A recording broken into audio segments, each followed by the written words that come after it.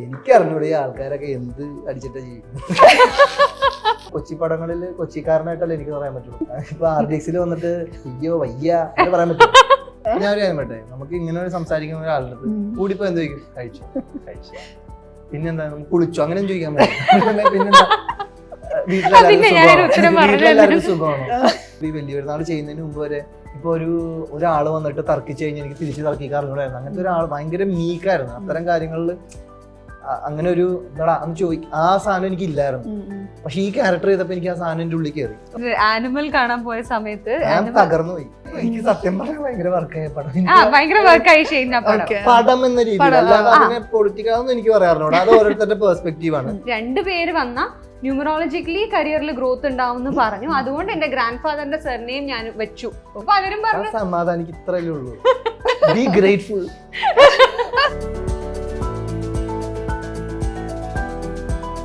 Shine and മഹിമ, നിങ്ങൾ RDX നിങ്ങളുടെ ഹിറ്റ് കോംബോ കണ്ടതാണ്, വീണ്ടും ലിറ്റിൽ ഹാർട്സിലേക്ക് വരുന്നു.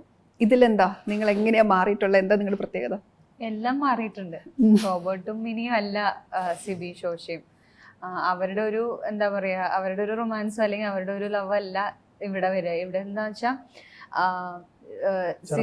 അതെ, ചെറുപ്പം തൊട്ടേ ഞങ്ങൾ ഒരുമിച്ച് കളിച്ച് വളർന്ന് അടുത്തടുത്ത വീട്, അല്ലെങ്കിൽ എന്റെ വീട്ടിൽ എപ്പോഴും വരുന്ന സ്ഥിരമായി വരാൻ സ്വാതന്ത്ര്യമുള്ള ഒരാളാണ് സിബി. അപ്പൊ അങ്ങനെയുള്ള രണ്ടുപേര് തമ്മിൽ എന്തായിരിക്കും അവരുടെ ഇന്ററാക്ഷനും കാര്യങ്ങളൊക്കെ എന്തായിരിക്കും. സോ ബേസിക്കലി എന്താ പറഞ്ഞാൽ ഒരു ഫ്രണ്ട്ഷിപ്പിൽ തുടങ്ങുന്ന ഒരു സംഭവമാണ്. അതിനുശേഷം ഉണ്ടാവുന്ന കാര്യങ്ങളാണ് പിന്നെ that is how it is moving forward. ഇപ്പം RDX കഴിഞ്ഞിട്ട് ഷൈൻ ഒരു സിനിമ എടുക്കുമ്പോഴേ അത് എന്നുവെച്ചാൽ ഒരു ആക്ഷൻ സ്റ്റാറായി വന്നിട്ട് പിന്നൊരു സിനിമ എടുക്കുമ്പോൾ ടോട്ടലി ഒരു ഡിഫറെന്റ് സിനിമ എടുക്കാന്നൊരു ബോധപൂർവമായ എഫേർട്ട് ആയിരുന്നു, അല്ലെങ്കിൽ ബോധപൂർവമായിരുന്നു. കാര്യം RDX ഇറങ്ങുന്നതിന് മുമ്പാണ് ഞാൻ ഈ സിനിമ കമ്മിറ്റ് ചെയ്യുന്നത്. അപ്പൊ എനിക്ക് എന്റെ മനസ്സിലെന്ന് വെച്ച് കഴിഞ്ഞാൽ ആ സമയത്ത് പിന്നെ റിലീസുള്ള സിനിമ എന്ന് പറഞ്ഞാൽ വേല എന്റെ റിലീസാണ്. ബാക്കി അതിന് മുമ്പ് കൊറോണ പേപ്പർ ഇറങ്ങി, പിന്നെ RDX ഉണ്ട് ഇറങ്ങാനുണ്ട്, വേലയുണ്ട്. അപ്പൊ ഇത് രണ്ടും ഉള്ള ഒരു ഷെയ്ഡോ വരാത്ത കംപ്ലീറ്റ്ലി കഥപരമായിട്ടും ക്യാരക്ടർപരമായിട്ടും കംപ്ലീറ്റ്ലി ഡിഫറെന്റ് ആയിട്ടുള്ള ഒരു സിനിമ എടുക്കണം എന്നുള്ള ഒരു ആഗ്രഹത്തിൽ ഇരുന്നപ്പോഴാണ് ലിറ്റിൽ ഹാർട്സ് വരുന്നത്. ഓരോ സിനിമ കഴിയുമ്പോഴും അങ്ങനെ ഒരു ചിന്തയുണ്ടോ? തീർച്ചയായിട്ടും ഉണ്ട്. അതിപ്പോ നമുക്ക് ഭയങ്കര കോൺഷ്യസ്ലി ആ ലൈനപ്പ് ഒന്നും ഡിസൈഡ് ചെയ്യാൻ പറ്റില്ല. എന്നാലും ഒരു പരിധി വരെ എനിക്ക് പറ്റുന്നത് ഞാൻ ചെയ്യുന്നുണ്ട്. ഓക്കെ. ഇപ്പൊ മഹിമയുടെ കാര്യത്തിൽ ഇപ്പൊ തമിഴിൽ ഒരുപാട് ഡിഫറെന്റ് കഥാപാത്രങ്ങൾ ചെയ്തിട്ടുണ്ട്. മലയാളത്തിലേക്ക് വരുമ്പം എങ്ങനെയാ ഒരു ക്യാരക്ടറിനെ അപ്രോച്ച് ചെയ്യുന്നത്? മഹിമയ്ക്ക് വരുന്നതും എങ്ങനെയാ? എനിക്കൊന്ന് RDX ശേഷം എനിക്ക് നല്ല ബെറ്ററായ ഓപ്പർച്യൂണിറ്റീസ് വരുന്നുണ്ട്. അതിന് മുന്നേ ഉള്ള അവസ്ഥയല്ല ഇപ്പോൾ. അപ്പോൾ ഷെയ്ൻ പറഞ്ഞ പോലെ തന്നെ എനിക്കിപ്പോൾ എന്താ ഒരു ഫിയർ എന്താന്ന് വെച്ചാൽ RDX മിനി എന്ന് പറയുന്ന ക്യാരക്ടറിനെ ഓഡിയൻസ് ഇത്രയും ആക്സെപ്റ്റ് ചെയ്തതുകൊണ്ട് എനിക്ക് അതിന് ശേഷം വരുന്ന ക്യാരക്ടേഴ്സും ഞാൻ സെയിം ഒരേ പാറ്റേണിൽ പിടിക്കുവാണെങ്കിൽ അത് ടൈപ്പ് കാസ്റ്റ് ആവാനുള്ള സാധ്യതയുണ്ട്. അപ്പം അതായത് അതിലെ ക്യാരക്ടർ എന്ന് പറഞ്ഞാൽ ഭയങ്കര സ്വീറ്റായ ക്യൂട്ടായ ബബ്ലിയായ ഒരു ക്യാരക്ടർ. അപ്പൊ എന്നെ അതിൽ കണ്ടിട്ട് ആൾക്കാർക്ക് അതേപോലെയുള്ള ക്യാരക്ടേഴ്സിൽ പ്ലേസ് ചെയ്യാനുള്ള ഒരു ടെൻഡൻസി ഉണ്ടാവും. അപ്പൊ അതിൽ നിന്നൊന്ന് ബ്രേക്ക് ചെയ്യണം എന്നുള്ളൊരു താല്പര്യം ഉണ്ടായിരുന്നു. അപ്പം ഒരുപോലെയുള്ള പാറ്റേൺ അല്ലാതെ കുറച്ച് ഡിഫറെന്റ് ആയ ക്യാരക്ടേഴ്സ് ചെയ്യണം. അപ്പൊ അതിനുള്ള ശ്രമങ്ങൾ തന്നെയാണ്, ഒരുപോലെ തോന്നിക്കാതെ ചെയ്യാനുള്ള ശ്രമങ്ങളാണ്. ഇപ്പം RDX സമയത്ത് മഹിമ പറഞ്ഞിട്ടുണ്ട് ഷൈൻ മീറ്റ് ചെയ്യുമ്പോൾ ആദ്യം സംസാരിക്കില്ലായിരുന്നു, കുറച്ച് ദിവസം കഴിഞ്ഞു എന്ന്. ഇതിലേക്ക് വന്നപ്പോഴേ നിങ്ങളുടെ അതിൽ പരിചയപ്പെട്ട് ഓൾറെഡി കുറെ വർക്ക് ചെയ്താണല്ലോ? അപ്പോഴും വലിയ പരിചയമൊന്നും ഇല്ലായിരുന്നു. സിനിമ കഴിഞ്ഞ് റിലീസ് ആയതിനു ശേഷവും ഞങ്ങൾ വലിയ പരിചയമൊന്നും ഇല്ലായിരുന്നു RDXന്റെ. ഇവിടെ ലിറ്റിൽ ഹാർട്സ് വന്നപ്പോഴാണ് ഞാൻ പിന്നെ ഒന്നാമതെന്ന് വെച്ചാൽ ഈ ക്യാരക്ടർ ഭയങ്കര ലൈറ്റ് ഹാർട്ടഡ്. അതായത് ഈ സിബി എന്ന് പറയുന്ന ക്യാരക്ടർ ആള് ഭയങ്കര ടിപ്പിക്കൽ നമ്മളൊരു കട്ടപ്പനെ കാണുന്ന ജീപ്പൊക്കെ ഓടിച്ച് നടക്കുന്ന അങ്ങനെ ഒരു മനുഷ്യനാണ്, ഒരു പാവം സാധുവായ ഒരു മനുഷ്യനാണ്. അപ്പം അങ്ങനെയുള്ള ഒരു ക്യാരക്ടറൈസേഷനിലേക്ക് വരുമ്പോൾ ഞാൻ ഷെയ്നെ ആദ്യം കാണുന്നത് തന്നെ ലിറ്റിൽ ഹാർട്സിൽ വരുമ്പോൾ കാണുന്നത് തന്നെ ഈ ഗെറ്റപ്പിലാണ്. അപ്പൊ എനിക്ക് ഗെറ്റപ്പിൽ തന്നെ ഒരുപാട് വ്യത്യാസം ഫീൽ ചെയ്തു. പിന്നെ ഷെയ്ന്റെ ഞങ്ങൾ ഒരു പടം ഒരുമിച്ച് വർക്ക് ചെയ്തതിന്റെ ഒരു കംഫർട്ട് എന്തായാലും ഉണ്ടാവുമല്ലോ. പിന്നെ മാത്രമല്ല നേരത്തെ പറഞ്ഞ പോലെ ഈ ക്യാരക്ടർ എന്ന് വെച്ചാൽ രണ്ടുപേരുടെ ചെറുപ്പം തൊട്ടേ ഒരുമിച്ച് കളിച്ചു വളർന്ന രണ്ടുപേർക്കും അന്യോന്യം വളരെ നന്നായി അറിയുന്ന, ചീത്ത പറയാനും കളിയാക്കാനും ഒക്കെ സ്വാതന്ത്ര്യമുള്ള രണ്ടുപേരാണ്. അപ്പം അതിന്റെ ഭാഗമായിട്ട് ഞങ്ങൾക്ക് ഒരുപാട് ഇന്ററാക്ട് ചെയ്യേണ്ടി വന്നു. സീൻസിലാണെങ്കിൽ തന്നെയും ഒരുപാട് സംസാരിക്കേണ്ടിയും ഒരുപാട് ഇന്ററാക്ട് ചെയ്യേണ്ടി വന്നു. അപ്പം ഗ്രാജുവലി ഓർഗാനിക്കലി ആ ഒരു അണ്ടർസ്റ്റാൻഡിങ്ങും ഒരു കംഫർട്ടും ബിൽഡ് ആയതാണ്. ഷൈനിന് ഇപ്പം ഈ പറഞ്ഞ ഒരു നാടൻ ലുക്കാണ്, പിന്നെ മുണ്ടുടുക്കുക, ഈ ഒരു കോസ്റ്റ്യൂം ഒക്കെ നമുക്ക് കംഫർട്ടബിൾ ആകാന്നൊരു സാധനം കൂടി ഉണ്ടല്ലോ. അതിന്റെ ഒരു പ്രോസസ് എങ്ങനെയായിരുന്നു? നാടൻ സ്വാഗ് അതെനിക്ക് ചെയ്ത് ഒരു മുമ്പ് ഇങ്ങനെ ചെയ്യണം അങ്ങനെ ഒരു പ്രിപ്പറേഷൻ ഇല്ല. എന്നാലും നമ്മുടെ മനസ്സിലുള്ള നമുക്ക് അറിയാവുന്ന കുറച്ച്, എൻ്റെ ഒരു ഫ്രണ്ട് ഉണ്ട് സനൽ എന്ന് പറഞ്ഞു, സനൽ സണ്ണി എന്ന് പറഞ്ഞാൽ എന്റെ കോളേജിലുണ്ടായിരുന്നു. അപ്പൊ അവന്റെ വീട് മൂലമറ്റത്താണ്. അവന്റെ ഒരു രീതിയുണ്ട്, ഭയങ്കര ഓണസ്റ്റ് ആയിട്ട് ഭയങ്കര ഇന്നസെന്റ് ആയിട്ടുള്ള നല്ലൊരു ഫ്രണ്ട് എൻ്റെ, അവന്റെ വീട്ടിലൊക്കെ പോയി ഞാൻ നിന്നിട്ടൊക്കെ ഉണ്ട്. അപ്പൊ അവരുടെ ഒരു സംസാര രീതി അല്ലെങ്കിൽ അവരുടെ ഒരു ജീവിതത്തിനോടുള്ള ഒരു കാഴ്ചപ്പാട് നോക്കടാ എന്നൊക്കെ പറഞ്ഞ അങ്ങനത്തെ ഒരു സാധനം ഉണ്ട് അവരുടെ ഒരു സ്വാഗതം. അതേപോലെ ജാഫർ കാടേം റെഫറൻസ് എന്ന് പറഞ്ഞ സാധനം, ഇത് ഇങ്ങനെ ഒരു മീറ്ററിനെ രണ്ടിനെയും കൂടെ ഒരു ചെറിയൊരു മിമിക്കിംഗ് പോലെ ചെയ്ത് നോക്കിയിട്ടുണ്ട്. അതാ പറഞ്ഞ ഒരു ഇടയിൽ ഒരു പരിപാടി വന്നിട്ടുണ്ടെന്ന് തോന്നുന്നു. അതിപ്പോ ഷൈനെ ഓർക്കുമ്പോൾ നമുക്ക് ആ കൊച്ചി സ്ലാങ് നാച്ചുറലി നമ്മുടെ മനസ്സിലേക്ക് വരും. അപ്പൊ അത് മാറ്റി പിടിക്കാന്നുള്ള സാധനം ഉണ്ടല്ലേ ഇതില്. കട്ടപ്പനക്കാരന് കട്ടപ്പന സ്ലാങ് പറയണമല്ലോ, കൊച്ചിക്കാരൻ കൊച്ചി സ്ലാങ്ങും പറയണമല്ലോ. കൊച്ചിക്കാരൻ എന്ന് വെച്ചാൽ കഥാപാത്രം. ഞാൻ ചെയ്ത കൊച്ചി പടങ്ങളിൽ കൊച്ചിക്കാരനായിട്ടല്ലേ എനിക്ക് പറയാൻ പറ്റുള്ളൂ. പാലക്കാട് സ്ലാങ്ങിൽ എന്റെ മോനെ അങ്ങനെ പറയാൻ പറ്റുള്ളൂ. ഇപ്പൊ RDX വന്നിട്ട് അയ്യോ വയ്യ അങ്ങനെ പറയാൻ പറ്റുമോ? എനിക്കറിഞ്ഞൂടെ ഈ ആൾക്കാരൊക്കെ എന്ത് അടിച്ചിട്ടാ ജീവിക്കുന്നത്. അങ്ങനെയല്ല, ഇപ്പൊ നോർമലി സംസാരിക്കുമ്പോ നമുക്ക് ഷൈൻ ഓർക്കുമ്പോ നമ്മൾ ആ സാങ് കണക്ട് ചെയ്യും. അതാണ് ഞാൻ ഇപ്പൊ ഒരു വ്യക്തി ജനിച്ചു വളർന്ന നാടിന്റെ ശൈലി ഉണ്ടാവൂലേ. അതെ, ഷൈൻ കുറച്ച് കലിപ്പില്ലാന്ന് തോന്നുന്നല്ലോ. ഒരിക്കലല്ല, ഞാൻ ആലോചിച്ചാല് സ്ലാങ് അയാൾ കൊച്ചി സ്ലാങ് പറഞ്ഞു, പിന്നെ കൊച്ചി കഥാപാത്രം, പിന്നെ വേറെ പാലക്കാട് സ്ലാങ് പറയും. ഞാൻ അതിങ്ങനെ ആലോചിക്കണം, കഥാപാത്രം അതാണ് ബ്രോ. ഇപ്പൊ ഞാൻ ചെയ്തതിൽ ഒരു പകുതി ഒരു 90% ഒരു 80% ക്യാരക്ടേഴ്സും കൊച്ചിക്കാരാണ്. ഇപ്പൊ അല്ലാണ്ട് ചെയ്ത് കിസ്മത്ത് ചെയ്ത് നിങ്ങൾ കിസ്മത്ത് കണ്ടു നോക്കുക, അതിനകത്ത് കൊച്ചി സ്ലാങ് പോലെ വന്നിട്ടില്ല എന്ന് എനിക്ക് തോന്നുന്നു ഒരു പരിധി വരെയെങ്കിലും. കാര്യം ആദ്യമൊക്കെ എന്ന് വെച്ചാൽ ഇത്തിരി ഒരു ഇൻഹിബിഷനിലൊക്കെ തുടങ്ങിയ ഒരു കാലഘട്ടത്തില് ഇപ്പൊ നമ്മൾ ചെയ്യുന്ന ഒരു എഫേർട്ടിൽ അങ്ങനെ ഒരു പരിപാടിയിൽ ചെയ്യാൻ പറ്റില്ല. ഇപ്പൊ ഈടയിലാണെങ്കിലും ഒരു കണ്ണൂർ സ്ലാങ് നമ്മൾ ട്രൈ ചെയ്യുന്നുണ്ടാവും, എനിക്ക് പറ്റാവുന്ന ഞാൻ ചെയ്തിട്ടുണ്ട്. അപ്പൊ അത് കഥാപാത്രങ്ങൾ അനുസരിച്ചല്ലേ നമുക്ക് സംസാരിക്കാൻ പറ്റും. ദേഷ്യം വരാറുണ്ടോ? ഇല്ല, ഞാനില്ല.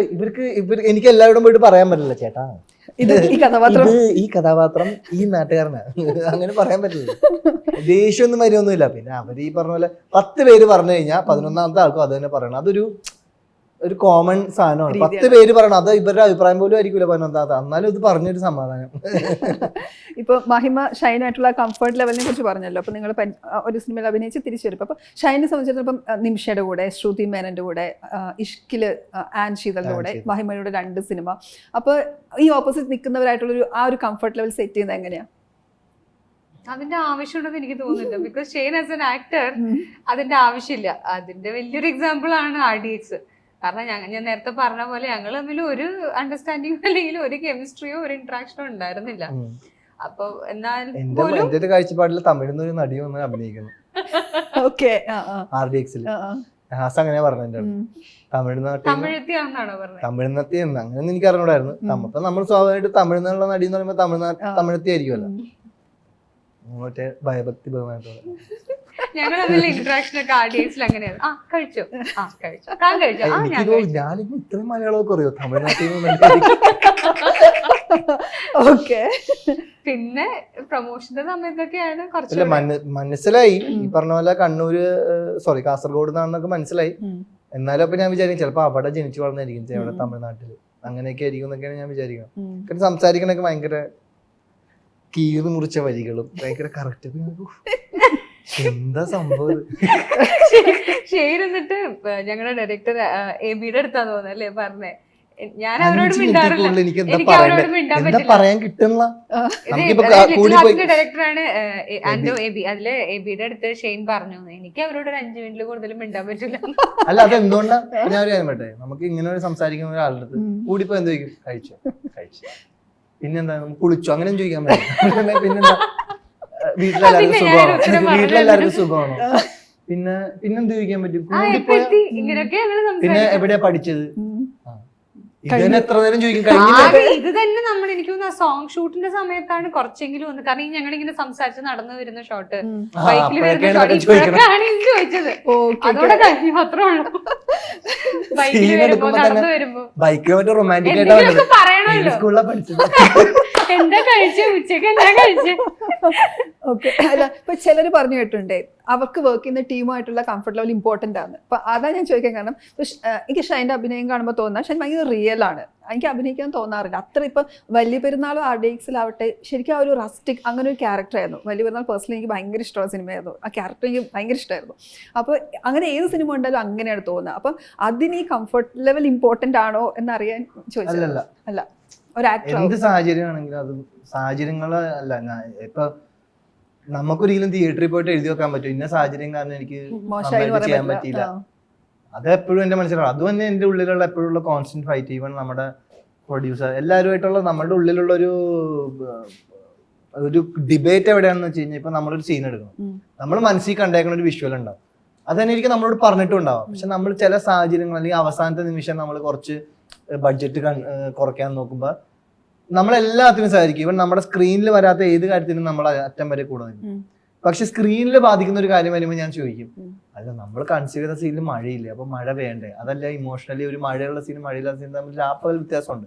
അപ്പൊ നമ്മളൊരു പ്രേക്ഷകൻ എന്ന രീതി നമുക്ക് മനസ്സിലാവില്ലേ ആ ഒരു ഇന്റിമസി അല്ലെങ്കിൽ അങ്ങനെ ഒരു സീനിന് ചിലപ്പോൾ ഒരു മഴ എന്ന് പറഞ്ഞാൽ ആ സീനെ ഭയങ്കരമായിട്ട് എലിവേറ്റ് ചെയ്യും. ചിലപ്പോൾ അതിന് അന്ന് ചിലപ്പോൾ അത് പ്രൊഡ്യൂസറിന്റെ പ്രശ്നം അത് എന്നൊക്കെ പറഞ്ഞാൽ, അല്ലെങ്കിൽ നമ്മളൊരു നല്ല ലൈറ്റ് വേണമെന്ന് പറഞ്ഞിട്ടുണ്ടാവും, ചിലപ്പോൾ അത് ലാസ്റ്റ് മിനിറ്റ് അതൊന്നും നടക്കൂല. അപ്പൊ നമ്മുടെ അതിന്റെ പടമാണ് കോംപ്രമൈസ്ഡ് ആണ്. ഇതെനിക്ക് അവിടെ പടം എഴുതി നിങ്ങൾ തിയേറ്ററിൽ കാണുമ്പോൾ എനിക്ക് എഴുതി വെക്കാൻ പറ്റും, പ്രൊഡ്യൂസർ എനിക്ക് നിന്ന് തന്നില്ല എന്ന് പറഞ്ഞാൽ തന്നെയാണ് അത്. അപ്പൊ എന്റെ ഉള്ളിൽ ഈ പറഞ്ഞ ഒരു ഭയങ്കരമായിട്ട് നമ്മൾ അത്രയും അതിനോട് വർക്ക് ചെയ്യുന്നുണ്ട്, അത് മാത്രമേ ചിന്തിക്കുന്നുള്ളൂ, വേറെ ഒന്നും ചിന്തകളില്ല. 2 മാസം കൊടുത്ത 2 മാസം അതിനു വേണ്ടി തന്നെ വർക്ക് ചെയ്തോണ്ടിരിക്കും. അപ്പൊ അതിന്റെ ക്വാളിറ്റി നമ്മളോട് പറഞ്ഞ കാര്യങ്ങളല്ലാണ്ട് പറയാത്തൊരു കാര്യം നമ്മൾ ഇന്ന് ഈ ദിവസം വരെ ചോദിച്ചിട്ടില്ല. അതെന്തുകൊണ്ടാ ചേട്ടാ നിങ്ങൾക്ക് ചെയ്തുകൂടെ, നമ്മുടെ പടത്തിന് തന്നെ അല്ലേ, ഈ പടം ഒന്നും ഉള്ളതല്ലേ, ഇങ്ങനെയൊക്കെ ഞാൻ പറയും. പക്ഷെ അവർക്കൊന്നും മനസ്സിലാവില്ല, അവർക്ക് എല്ലാം നമ്പേഴ്സിൽ തന്നെ ഓടും. അല്ല അതിന്റെ ഈ പൈസ ഞാൻ വീട്ടിൽ കൊണ്ടുപോകണ്ട. ഇവര് പറയാൻ എനിക്ക് ഈ പ്രൊഡ്യൂസറിന് തന്നെയല്ലേ, എന്തെങ്കിലും ലാഭം ഉണ്ടായാലും പ്രൊഡ്യൂസറിന് തന്നെ, നഷ്ടം ഉണ്ടായാലും. അതെ, അത് എനിക്ക് തോന്നുന്നു ഒരു പ്രൊഡ്യൂസർ എടുക്കുന്ന റിസ്ക് ആണ്. 150% പക്ഷെ ഇന്നത്തെ ഒരു സാഹചര്യത്തില് നമ്മളൊരു നല്ല പ്രൊഡക്റ്റ് കൊടുത്താൽ മാത്രമേ ആൾക്കാർ ഇന്ന് തിയേറ്ററിൽ വരുന്നുള്ളൂ. അതെനിക്ക് ഉറപ്പുള്ള ഒരു കാര്യം. അതെനിക്ക് തോന്നുന്നു ഇപ്പൊ എല്ലാവർക്കും മനസ്സിലായിട്ടുള്ള ഒരു കാര്യം. നമ്മൾ ക്വാളിറ്റിയിൽ കോംപ്രമൈസ് ചെയ്ത് കഴിഞ്ഞാൽ ഒരു മനുഷ്യനും തിരിഞ്ഞൊരു നോക്കില്ല. അതാണ് ഇന്നത്തെ കാലഘട്ടം. അത് അറിഞ്ഞിട്ട് നമ്മൾ പിന്നെ മനഃപൂർവ്വം ചെയ്യാൻ പാടില്ല. ടെക്നിക്കാലിറ്റി എന്നുള്ളത് ഭയങ്കര ഇമ്പോർട്ടന്റ് ആണ്. നമുക്കറിയാം ഇന്നിപ്പോ ആൾക്കാർ റീൽ എടുക്കുന്ന ഒരാൾക്ക് ഫോണിൽ തന്നെ പരിപാടികൾ ചെയ്യാൻ അറിയാം. നമ്മളപ്പോ ആ ഷോട്ട് എങ്ങനെ എടുത്തതെന്നും പലർക്കും അറിയാം. അപ്പൊ അതിൽ നമ്മളൊരു സിനിമ എന്ന രീതിയിൽ കാണുമ്പോൾ ഒരു ഇച്ചിരി കൂടെ ബെറ്റർ ആയിട്ട് കാണിക്കണം. ഇപ്പൊ നമ്മൾ പറയാറുണ്ടല്ലോ നായികമാര് വന്നിട്ട് പെട്ടെന്ന് പോകും, അല്ലെങ്കിൽ ആരും നിൽക്കുന്നില്ല എന്നൊക്കെ പറയുമല്ലോ. അപ്പം ഇപ്പോഴും നായികമാരെ കുറിച്ച് പറയുമ്പോൾ പണ്ടത്തെ ഉർവശി, ശോഭന അങ്ങനെയൊക്കെയാണ് നമ്മൾ പറയുക. അപ്പം മഹിമയെ സംബന്ധിച്ച് ഇപ്പൊ ആ ഒരു സ്റ്റേജിൽ നിൽക്കുന്ന സ്ഥിതിക്ക് മഹിമയ്ക്ക് സ്വയം തോന്നുന്നത് മഹിമയുടെ ഒരു USP എന്താണ്, അല്ലെങ്കിൽ മഹിമയുടെ ഒരു സ്പേസ് എവിടെയാണ്, എന്താ ആലോചിക്കുന്നത്? ഞാൻ അങ്ങനെ ഭയങ്കരമായൊന്നും ചിന്തിക്കാറില്ല കേട്ടോ. ഞാൻ ഒരു കാര്യത്തിനെ പറ്റിയും അങ്ങനെ ഓവറായി ചിന്തിച്ചിട്ടോ അല്ലെങ്കിൽ അങ്ങനെയൊന്നും ചിന്തിക്കാറില്ല. എൻ്റെ ഒരു പ്രോസസ്സ് എന്ന് വെച്ചാൽ ഗോയിങ് വിത്ത് ദ ഫ്ലോ ആണ് എപ്പോഴും. പിന്നെ എന്താ വെച്ചാൽ സിനിമയോട് എനിക്ക് ഭയങ്കര ഇഷ്ടമാണ്. എനിക്ക് സിനിമ അഭിനയിക്കുക അല്ലെങ്കിൽ സിനിമയിൽ വർക്ക് ചെയ്യുക എന്നുള്ളത് എൻ്റെ വലിയൊരു ആഗ്രഹമാണ്. അപ്പം ഞാൻ അതിനു വേണ്ടി ഇപ്പം നമുക്ക് വരുന്ന ഒരു ഓപ്പർച്യൂണിറ്റിയിൽ നമുക്ക് എത്ര എഫേർട്ട് ഇടാൻ പറ്റും, എത്ര ഹാർഡ് വർക്ക് ചെയ്യാൻ പറ്റും എന്നുള്ളത് മാത്രമേ ഞാൻ ചിന്തിക്കാറുള്ളൂ. അല്ലാതെ നമ്മളൊരു ഒരു 5 ഇയേഴ്സിൽ ഇങ്ങനെ ആയിരിക്കണം പ്ലാൻ, 5 വർഷം കഴിയുമ്പോൾ ഇതായിരിക്കണം, ഇങ്ങനെയുള്ള ക്യാരക്ടേഴ്സ് ചെയ്തിട്ട് ഞാൻ ഈ സ്റ്റേജിൽ എത്തണം, അങ്ങനെയൊന്നുമുള്ള ഒരു തോട്ട് പ്രോസസ്സ് എനിക്ക് ഒരു കാര്യത്തിലും എനിക്ക് നടക്കാറില്ല. It's always like going with the flow. നമുക്ക് വരാനുള്ളത് വരും എന്നാണ്. നമ്മളിനിയിപ്പോൾ ചില കാര്യങ്ങൾ നടക്കേണ്ടാത്ത കാര്യങ്ങളാണെങ്കിൽ നമ്മളിനി തലകുത്തി പറഞ്ഞാലും അത് നടക്കില്ല. അപ്പൊ അതൊക്കെ അങ്ങനെയൊക്കെ കാണുന്ന ഒരാളാണ് ഞാൻ. ഇപ്പം ഷൈനോ ഞാൻ ആദ്യം ചോദിച്ചപോലെ ഇപ്പം റിയലായി അഭിനയിക്കുക എന്ന് ഞാൻ ചോദിച്ച പോലെ അങ്ങനെ അതിനുള്ള ഒരു പ്രിപ്പറേഷൻ എങ്ങനെയാ ഒരു കഥാപാത്രം കിട്ടുമ്പോൾ ഷൈൻ്റെതായ എന്ത് പ്രിപ്പറേഷനാണ് നടത്തുക? അതാ പറഞ്ഞു, ഇപ്പൊ ജീവിതത്തിലുള്ള ആൾക്കാരുമായിട്ട് ഒരു ബന്ധപ്പെടുത്തൽ നടത്തും. മാക്സിമം സിനിമയിൽ നേരത്തെ ഉള്ളതായിട്ട് ബന്ധപ്പെടുത്താൻ നോക്കില്ല. അപ്പൊ അതിനകത്ത് ഒരു ഒറിജിനൽ ഇല്ലല്ലോ, ഓൾറെഡി ഉള്ള റെഫറൻസ് അല്ലേ. അതുകൊണ്ടാണ് ഞാൻ എനിക്ക് ജീവിതത്തിലുള്ള നമുക്ക് അറിയാവുന്ന ആൾക്കാര് അങ്ങനെ ഒരു ആക്ഷൻ സിനിമയൊക്കെ ചെയ്യുമ്പം അതിനുള്ളൊരു സ്വാഗ് ഒക്കെ ഉണ്ടല്ലോ. ഇപ്പൊ RDX വലിയ പെരുന്നാളൊക്കെ പറഞ്ഞ പോലെ ഉള്ളിൽ നിന്ന് വളരെ പതുക്കെ ഇവോൾവ് ആയി വന്നൊരു വെറി എന്ന് പറയില്ല. ഇപ്പൊ ഞാൻ അതിനു മുമ്പ് ഈ വലിയ പെരുന്നാൾ ചെയ്യുന്നതിന് മുമ്പ് വരെ എനിക്ക് എന്താ പറയാ ഇങ്ങനെ നിൽക്കാനോ നെഞ്ചിടിച്ച് നിൽക്കാനോ ഒന്നും അറിഞ്ഞൂടായിരുന്നു. അങ്ങനത്തെ വ്യക്തിയായിരുന്നില്ല. ഇപ്പൊ ഒരാള് വന്നിട്ട് തർക്കിച്ചു കഴിഞ്ഞാൽ എനിക്ക് തിരിച്ച് തർക്കിക്കാൻ അറിഞ്ഞൂടായിരുന്നു. അങ്ങനത്തെ ഒരാൾ ഭയങ്കര മീക്കായിരുന്നു. അത്തരം കാര്യങ്ങളിൽ അങ്ങനെ ഒരു എന്താ ആ സാധനം എനിക്ക് ഇല്ലായിരുന്നു. പക്ഷെ ഈ ക്യാരക്ടർ ചെയ്തപ്പോ എനിക്ക് ആ സാധനം എന്റെ ഉള്ളിൽ കയറി. ഓക്കെ അപ്പൊ എനിക്ക് ഒരു പുതിയൊരു ട്രേറ്റ് എന്റെ ഉള്ളിൽ വന്ന പോലെ, അതായത് എന്തോന്നാലും നോക്കാടാ എന്ന് പറഞ്ഞ ആ ഒരു ആറ്റിറ്റ്യൂഡ് ഇല്ല. ആ സാധനം എനിക്ക് വലിയ നാൾ ചെയ്തിട്ടാണ് വന്നത്. അതുകൊണ്ട് തന്നെ എനിക്ക് RDX അത് ഈസി ആയിട്ട് എനിക്ക് പിന്നെ ചെയ്യാൻ പറ്റിയത്. ഇപ്പം ഈ പറഞ്ഞ പോലെ പ്രേക്ഷകർ ഷൈനെ എന്നുവെച്ചാൽ ഇപ്പോഴത്തെ ഏറ്റവും വൺ ഓഫ് ദി ബെസ്റ്റ് ആക്ടേഴ്സിൽ ഒരാൾ ആ രീതിയിലാണല്ലോ ഷൈനെ വിലയിരുത്തുന്നത്. പക്ഷെ ഷൈൻ ആസ് എൻ ആക്ടർ ഷൈനെ സ്വയം വിലയിരുത്തുന്നത് എങ്ങനെയാണ്? ഷൈൻ അനലൈസ് ചെയ്യുമ്പോൾ ക്രിട്ടിക്കലായിട്ട് അനലൈസ് ചെയ്യുമായിരിക്കുമല്ലോ സ്വാഭാവികമായിട്ടും. അങ്ങനെ തോന്നാറുണ്ട്. നേരത്തെ ഒരു ഇന്റർവ്യൂവിൽ പറഞ്ഞു, അതായത് അത്ര അങ്ങനെ ഈ പറയണ അത്രയും വലിയ പരിപാടിയൊന്നും ആയിട്ട് എനിക്ക് തോന്നിയിട്ടൊന്നുമില്ല.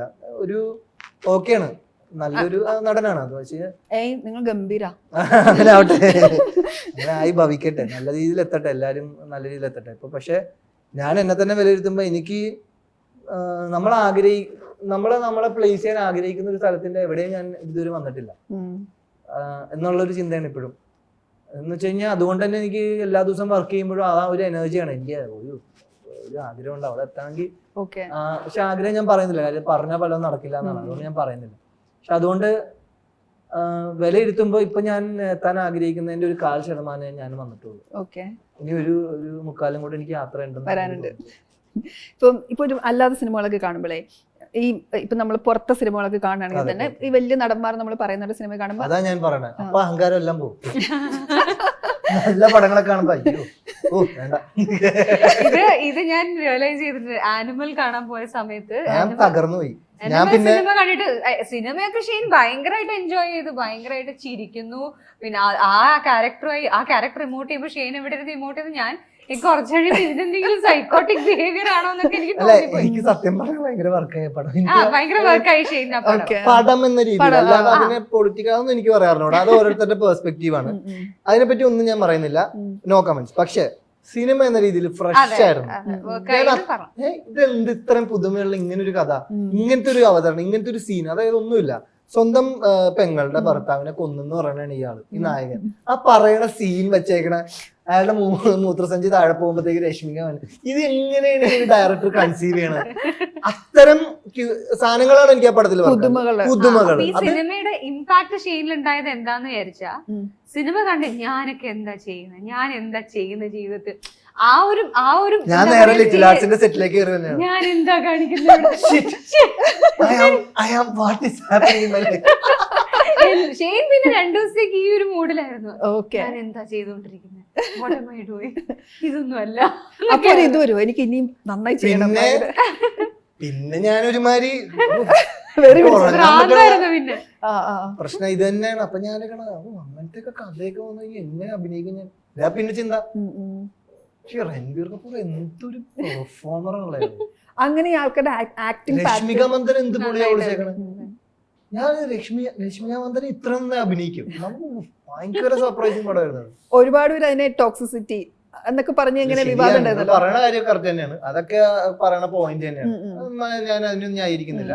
ആ സിനിമ ഒരു സിനിമ എന്ന രീതിയിൽ നിങ്ങൾ അതിനെ കണ്ടുനോക്കും, ഭയങ്കര പുതുമയുള്ള പടമായിട്ട് തന്നെ എനിക്ക് തോന്നിയിട്ടുള്ളൂ. അതിനെ ഭയങ്കര വേറെ രീതിയിലൊക്കെ കാണാൻ നോക്കിക്കഴിഞ്ഞാൽ ചിലപ്പോൾ അതിന് മോശമായിട്ട് തോന്നാം. പക്ഷെ ആസ് എ സിനിമ എനിക്ക് വർക്കായി. ഷെയ്നിന്റെ മഹിമയ്ക്ക് ഒത്തിരി വർക്കായ സിനിമ ഏതാ ഇഷ്ടപ്പെട്ടു? ചോദിച്ചു നോക്കാം, തമിഴ്നാട്ടിലായിരുന്നല്ലോ. അങ്ങനെയൊന്നുമല്ല, എനിക്ക് എല്ലാം ഏകദേശം ഇഷ്ടം. എനിക്ക് കുമ്പളങ്ങി നൈറ്റ്സ് ഒക്കെ ഇഷ്ടമാണ്, എനിക്ക് ആർഡിയക്സ് ഭയങ്കര ഇഷ്ടമാണ്, എനിക്ക് ഇഷ്ക് ഇഷ്ടമാണ്. എനിക്ക് ഷെയ്ന്റെ സിനിമകൾ എന്നുള്ളതിനെക്കാളും എനിക്ക് ഷെയ്ൻ ആസ് എൻ ആക്ടർ തന്നെ ഭയങ്കര വർക്കാണ്. ഇപ്പൊ ഇഷ്കില് ഷെയ്നും ഷൈൻ ടോം ചാക്കോയും ഉണ്ടായിരുന്നല്ലോ, ഇതിലും നിങ്ങളുണ്ട്, കോമ്പിനേഷൻ ഉണ്ടോ? തീർച്ചയായിട്ടും കോമ്പിനേഷൻ ആണ്, ഒരു സർപ്രൈസ് എലമെന്റ് ഉള്ള ഒരു കോമ്പിനേഷൻ തന്നെയാണ്. എങ്ങനെയുണ്ടായിരുന്നു ഷൈനായിട്ടുള്ള അസോസിയേഷൻ? അടിപൊളിയാണ്, എനിക്ക് ഷൈൻ ചേട്ടനെ ഭയങ്കര ഇഷ്ടമാണ്. ഷൈൻ ചേട്ടനെ ഞാൻ അന്നേ റസൂല് പോലെ കാണുന്നത്, അന്നേ റസൂല് തൊട്ട് ഒരേ ഒരു എനിക്ക് എന്റെ ഒരു സ്വന്തം ചേട്ടനെ പോലെ തന്നെയാണ് ഷൈൻ ചേട്ടൻ, എനിക്ക് ഭയങ്കര ഇഷ്ടമാണ് ഷൈൻ ചേട്ടൻ. ഇപ്പം ഷൈൻ പറഞ്ഞിട്ടുണ്ടല്ലോ, ഇപ്പൊ ഞാൻ സ്റ്റീവ് ലോപ്പസിലേക്ക് വിളിക്കുമ്പോൾ ഷൈന് ചില സംശയങ്ങൾ ഉണ്ടായിരുന്നു, അതുകൊണ്ട് അത് വേണോ വേണ്ടോ എന്നുള്ള ചിന്തകളൊക്കെ ഉണ്ടായിരുന്നു.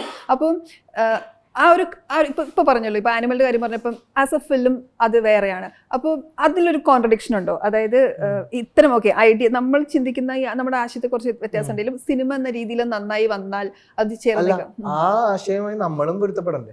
ചെയ്യുന്ന നമുക്ക് പകുതി മനസ്സോടെ ചെയ്യാൻ പറ്റും. കാണുന്ന ഓഡിയൻസ് എന്നുള്ള രീതിയിൽ ഞാൻ ചിലപ്പോ ആനിമലിന്റെ അതേ കഥ ചെയ്യണം എന്ന് നിർബന്ധമില്ല. ഇപ്പൊ ഓഡിയൻസ് എന്ന രീതിയിൽ എനിക്ക് ആ പടം വർക്കായെന്ന് പറഞ്ഞിട്ട് ഞാനൊരു ആക്ടർ, അത് ചിലപ്പോ ഞാൻ അത്തരം സാധനങ്ങൾ വന്നു കഴിഞ്ഞാൽ ഞാൻ ഡയറക്ടറോട് ചിലപ്പോ വേറെ രീതിയിൽ സംസാരിച്ചേക്കാം. എനിക്ക് അത്രയും പരിപാടിയൊക്കെ പൊക്കാനുള്ള അല്ലെങ്കിൽ അങ്ങനെ പറയാൻ വേണ്ടി എനിക്ക് താല്പര്യം കുറവുണ്ട്. ചില സീനുകളെങ്കിലും ഞാൻ അത് പറഞ്ഞേനെ, എന്ന് വെച്ചാൽ എല്ലാ സീനുകളും അല്ല, അതിനകത്ത് വളരെ ചെറിയ കാര്യങ്ങൾ മാത്രമേ എനിക്കൊരു യോജിപ്പ് ആസ് എ പേഴ്സൺ എനിക്കുള്ളൂ. അല്ലാതെ ബാക്കി സിനിമ എന്ന രീതിയിൽ എനിക്കത് ഇപ്പോഴും ഞാൻ പറയുന്ന വാക്കാണ്. പക്ഷെ ഈ നാൻസി ലോപ്പസിന്റെ കേസ് എന്താന്ന് വെച്ച് കഴിഞ്ഞാൽ എന്റെ college പഠനകാലം, I was less than 18. എനിക്ക് തോന്നുന്നു 16 years എങ്ങാണ്ടാണ് ആ സമയത്ത്, 16-17 വയസ്സാണ്. രാജീവ് സാർ എൻ്റെ അടുത്ത് പറയുന്ന കുറച്ച് ആശയങ്ങൾ എനിക്ക് സിനിമ ആസ് എൻ ഓഡിയൻ എനിക്കത് വർക്കാണ്. എനിക്കൊരു അഭിനേതാവ് അല്ലെങ്കിൽ അങ്ങനെ ഒരു ഫസ്റ്റ് ടൈം എനിക്കൊരു സിനിമ എന്ന രീതിയിൽ എനിക്ക് കൺസിഡർ ചെയ്യാൻ പറ്റാത്ത ചില കാര്യങ്ങൾ അന്ന് എന്നോട് പറഞ്ഞു. അതിപ്പോഴും ഞാൻ രാജീവ് സാറിനോട് അതേ കാര്യങ്ങൾ പറഞ്ഞിട്ട് തന്നെയാണ്. ഞാനല്ല പറഞ്ഞത്, സൗബിൻക ത്രൂ ആണ് സംസാരിച്ചത്, നേരിട്ടല്ല പറഞ്ഞത്. അങ്ങനെ പറഞ്ഞത് അന്ന് അങ്ങനെ മാറുമായിരുന്നു ചെയ്തത്. ഇപ്പം ഷൈൻ്റെ ജീവിതത്തിൽ ചില ഇഷ്യൂസ് ഉണ്ടായപ്പം രാജീവ് രവി പറഞ്ഞിട്ടുണ്ട് ഞാൻ ആലോചിച്ച് സിനിമ ചെയ്യും, പല വിലക്കും ഉണ്ടായപ്പോൾ. അപ്പോൾ ആ ഒരു ഡയറക്ടർക്ക് അല്ലെങ്കിൽ ആ ഒരു ഫിലിം മേക്കർക്ക് ഷൈനിലുള്ള ഒരു വിശ്വാസം കൂടിയായിരുന്നല്ലോ. ചേച്ചി ആലോചിച്ച് നോക്കുക, അതായത് അന്നയും റസൂൽ അഭിനയിച്ച്, അപ്പൊ എന്നൊരു അന്നയുടെ ആംഗിളായിട്ട് അഭിനയിച്ച ഒരു കഥാപാത്രം എന്നുള്ള രീതിയിൽ മാത്രമേ എന്നെ അറിയുള്ളൂ. അത് കഴിഞ്ഞ് ഞാൻ സ്റ്റീൽ ഓപ്പസിനെ വിളിക്കുകയാണ്, ഞാനത് മാറുന്നു. പക്ഷെ അത് മാറിയതിന് ശേഷം പിന്നെ കിസ്മത്ത് എന്ന് പറഞ്ഞ പടം ഷാനവാസ് കെ ബാബുക്കുട്ടി കളക്ടീവ് ഫേസ് വണ്ണിന്റെ ഹെൽപ്പോടെ ചെയ്യണം എന്ന് പറഞ്ഞു വന്നപ്പോൾ ആദ്യം ഫറാനെ എന്തോ സജസ്റ്റ് ചെയ്തെന്ന് തോന്നുന്നു. ഫറാൻ ഫാസിലിന് വർക്കായില്ല, അങ്ങനെ എന്തോ സിറ്റുവേഷൻ ഉണ്ടായെന്ന് തോന്നുന്നു. അങ്ങനെയാണ് ഒരാളുണ്ട് ഇങ്ങനെ ഇയാളെ വിളിക്കാം എന്ന് പറഞ്ഞ് ഷെയ്നെ വിളിക്കുകയാണ്, അതായത് എന്നെ വിളിക്കുകയാണ്. സാധാരണ ഞാൻ പിന്നീട് പരിചയപ്പെട്ട ടൈപ്പ് സിനിമാക്കാരാണെന്നുണ്ടെങ്കിൽ നമ്മളിപ്പോ ഒരെണ്ണം റിജക്ട് ചെയ്തിട്ടുണ്ടെങ്കിൽ ഭയങ്കര അഹങ്കാരി, ഈ സീനായിരിക്കും, മനസ്സിലായോ? പക്ഷെ അങ്ങനെയൊന്നും ചിന്തിക്കാതെ എനിക്ക് ആ ഒരു ക്യാരക്ടർ എനിക്ക് തരികയാണ്. കിസ്മത്ത് എന്റെ ലൈഫ് പിന്നീട് മാറ്റിയൊരു സിനിമ തന്നെയാണ്, നായകൻ സിനിമ എന്നുള്ള രീതിയിൽ.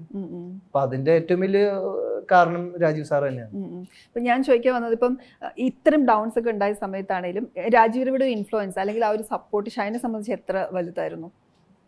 വളരെ വലുതാണ്. ഇപ്പൊ ആദ്യത്തെ പ്രശ്നം ഉണ്ടായ സമയത്ത് കളക്ടീവ് ഫേസ് വണ്ണിന്റെ സ്റ്റുഡിയോയിലൊക്കെ വിളിച്ചുകൊണ്ട് എന്താണ് കാര്യം എന്നൊക്കെ ക്ലിയർ ആയിട്ട് ചോദിച്ച്,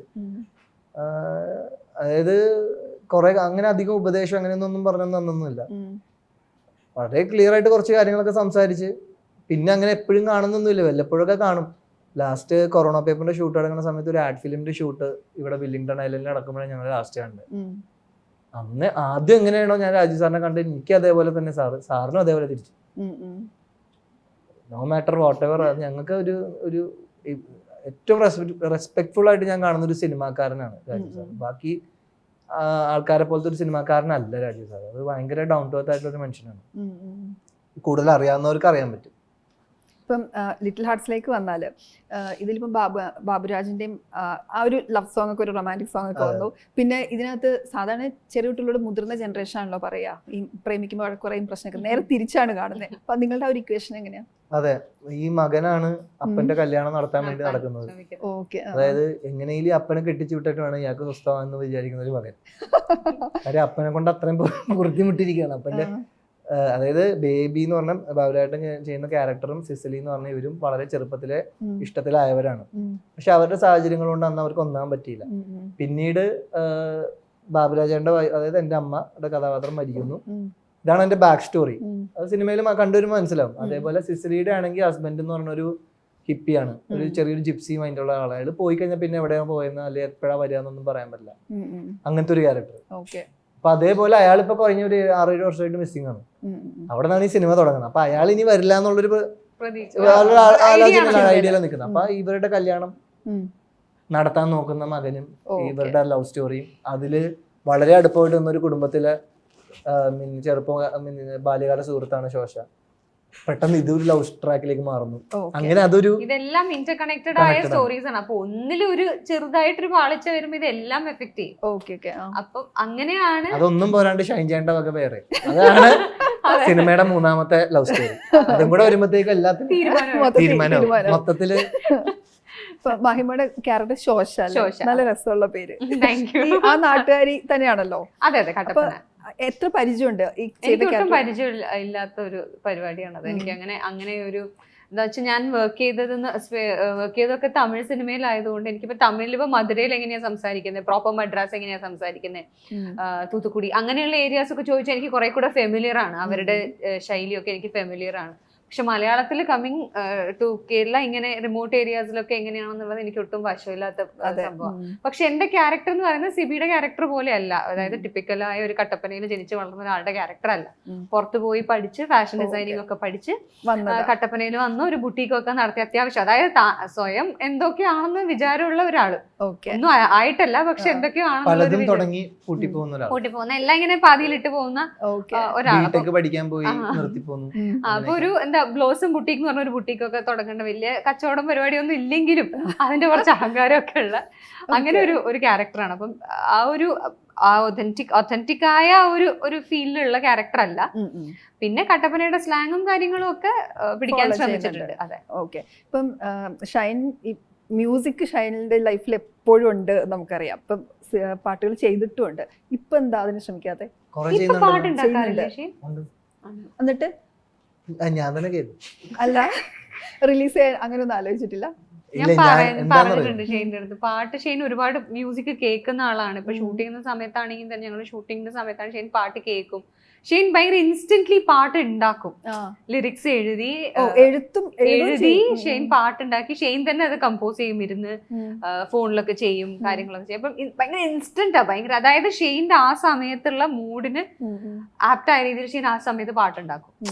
അതൊക്കെ ഷെയ്ൻ ചെയ്യും. അപ്പൊ ഞാൻ ചോദിച്ചത് ഇതൊക്കെ റിലീസ് ചെയ്തൂടെ പ്രോപ്പർ ആയിട്ടൊരു എന്താ ഭയങ്കര ഉയർന്ന ചിന്താഗതിയും ഡാഷ് ജീവിതവും ആയതുകൊണ്ട് ഞാൻ ചിന്തിക്കുന്നതെല്ലാം ഭയങ്കര വലുതാ. അതിനൊക്കെ ഭയങ്കര പൈസ ആവുന്നാണ് ആൾക്കാർ പറയുന്നത്. ഒരു മ്യൂസിക് വീഡിയോ ആളെ കിട്ടാൻ കുറച്ച് ഈസി അല്ലേ? അങ്ങനെയല്ല, അതായത് അതിനൊരു ടെക്നോളജി പോലും ഇവിടെ കണ്ടുപിടിച്ചിട്ടില്ല എന്നാണ് പറയുന്നത്. ചില പാട്ടൊക്കെ കേൾക്കാൻ ഭയങ്കര രസാ. ഉണ്ടാക്കിയ ഒരു പാട്ട് ഒന്ന് പാടും. അയ്യോ, അത് പാടാൻ കൊള്ളൂല.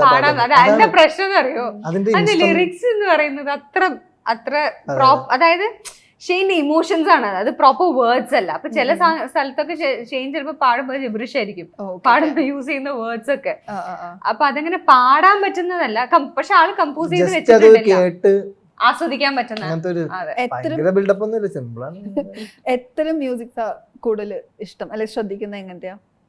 എന്റെ എല്ലാം കൂടെ മിക്സ് ആണ്. ഇപ്പൊ ഈ പറഞ്ഞ ഒരു കുറച്ചൊരു എനിക്ക് ചെറിയതായിട്ടുള്ള ഒരു ഇപ്പൊ പറഞ്ഞ റെക്സൈറ്ററിന്റെ ഒക്കെ ഒരു എലമെന്റ്സ് അവരൊരു മോഡേൺ പ്രൊഡക്ഷൻ ഇലക്ട്രോണിക് കൊണ്ടുവരുമല്ലോ, അതിന്റെ കൂട്ടത്തിൽ കുറച്ചൊരു എലമെന്റ്സും ഇപ്പൊ സുഷേനൊക്കെ ചെയ്യാൻ ശ്രമിക്കുന്ന പോലത്തെ അങ്ങനത്തെ ഒരു സാധനങ്ങളും എല്ലാം കൂടെ മിക്സ്ഡ് ആണ്.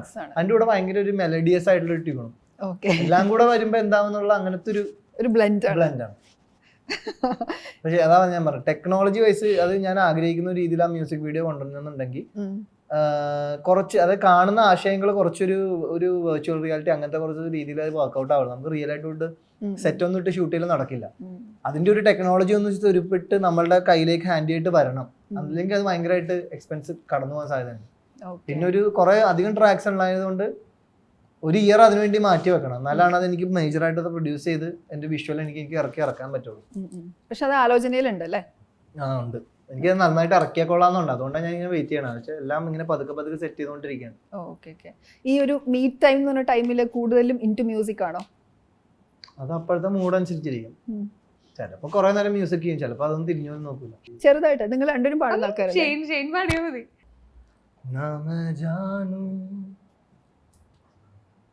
ना तू जाने कैसा है ये मौसम, कोई ना जाने फिर क्यों ये तन्हाई, कैसी है ये रुसवाई, गुम हो गए तू खो गए हम, ओ वो लम्हे वो बातें कोई न जाने, भी कैसी यादें वो बरसाते, वो भीगी भीगी यादें, वो भीगी भीगी यादें. എല്ലാ വരിയും തെറ്റാണ്. ഇപ്പം മഹിമ നമ്പ്യാർ ചേർത്തതിനെ കുറിച്ച് മഹിമ സംസാരിച്ചതും അതിനെ കുറിച്ച് കുറെ ചർച്ചകളൊക്കെ നടക്കുന്നുണ്ടല്ലോ. അതിലൊരു ഇല്ല, അങ്ങനെ വലിയൊരു വിവാദമായിട്ടൊന്നും ഞാൻ അറിയില്ല. പിന്നെ മഹിമ നമ്പ്യാരുടെ പേര് വെച്ചപ്പോ നമ്പ്യാർ ആദ്യം പേരിലുണ്ടായിരുന്നില്ല, പിന്നെ കരിയറിൽ കുറച്ച് ഗ്രോത്ത് ഉണ്ടായിക്കോട്ടെ എന്ന് വെച്ചിട്ട് ഇട്ടതാണ്. ഞാനൊരു കാര്യം പറയട്ടെ, ഇപ്പൊ ഞാൻ ഈ നേരത്തെ എന്നോട് ചോദിച്ച ആളോട് ഞാൻ ചോദിച്ച കാര്യമാണ്, ഈ വീഡിയോ ആരെങ്കിലും ശരിക്കും കണ്ടിട്ടുണ്ടോ, ഫുള്ള് കണ്ടിട്ടുണ്ടോ? പിന്നെ എങ്ങനെ അസ്യൂം ചെയ്യും ഞാൻ അങ്ങനെ പറഞ്ഞു എന്നുള്ള കാര്യം. അതായത് ഞാനൊരു വീഡിയോ താൻ അങ്ങനെ പലതും പറയണമെന്നൊന്നുമില്ല, ബാക്കി ഞാൻ പറഞ്ഞേക്കുന്നത് എന്താന്ന് വെച്ചാ, ഞാൻ എന്നിട്ട് പറഞ്ഞേക്കുന്നത് ഇതാരോ റിപ്പോർട്ട് ചെയ്തതാണ്. അതായത് ഏതോ ചാനലുകാരോ ന്യൂസുകാരോ ആരോ റിപ്പോർട്ട് ചെയ്തതാണ് ഞാൻ ഇങ്ങനെ സന്തോഷിക്ക് അത്രയല്ലേ പറഞ്ഞോളൂ.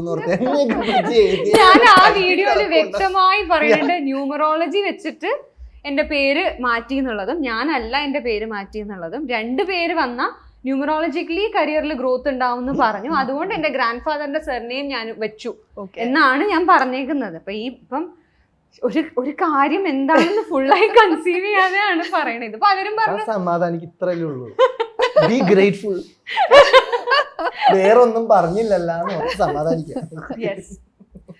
അതാണ് വാസ്തവം. പിന്നെ ഇപ്പൊ എനിക്ക് ഈ പേര് വെച്ചത്, എനിക്കിപ്പോ പേര് ന്യൂമറോളജി വെച്ചിട്ട് ഇങ്ങനെ പേര് കറക്റ്റ് ആണ്, അല്ലെങ്കിൽ എം എന്നുള്ള തുടങ്ങിയാൽ നല്ലതാണ്, അല്ലെങ്കിൽ എൻ എന്ന് വെച്ചാൽ രണ്ടാമത്തെ പേരിന് എന്നും നല്ലതാണെന്ന് ന്യൂമറോളജിക്കലി ഒരാൾ പറഞ്ഞാൽ ചിലപ്പോൾ മണ്ടത്തരായിരിക്കാം. പക്ഷെ അങ്ങനെ മണ്ടത്തരാണെന്ന് ചിലപ്പോൾ എനിക്ക് പേരിട്ട് എന്റെ അച്ഛനോ എന്റെ അമ്മയോ മണ്ടന്മാരായിരിക്കാം, എനിക്കറിയില്ല. അതിപ്പോ എനിക്ക് എന്ത് ചെയ്യാൻ പറ്റുമോ കാര്യത്തിൽ അത് ഞാൻ ന്യൂമറോളജി എന്ന് ഞാൻ എടുത്തു പറഞ്ഞിട്ടുണ്ട്. റിപ്പോർട്ട് ചെയ്തതിന് ശേഷം പിന്നെ അത് പല രീതിയിലോട്ട് എത്തിയതേ ഉള്ളൂ. ഓക്കെ ഗൈസ്, അപ്പോൾ നിങ്ങളുടെ സിനിമ ഹിറ്റ് ആവട്ടെ. ഒരുപാട് റിലീസസ് മെയിൽ വരാനുണ്ട്. അപ്പൊ കൂട്ടത്തിൽ വലിയ ഹിറ്റ് ആവട്ടെ. 2 പേർക്കും all the very best. Thank you.